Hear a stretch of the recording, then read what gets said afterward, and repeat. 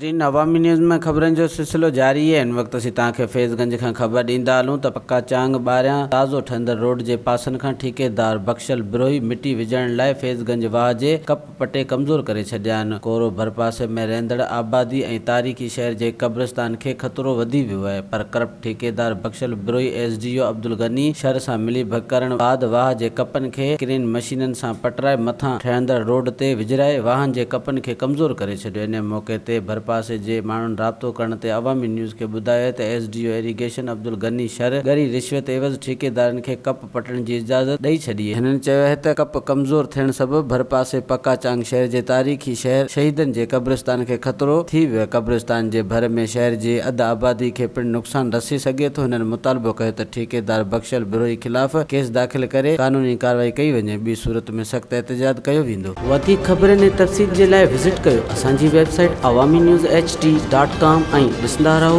Awami news HD।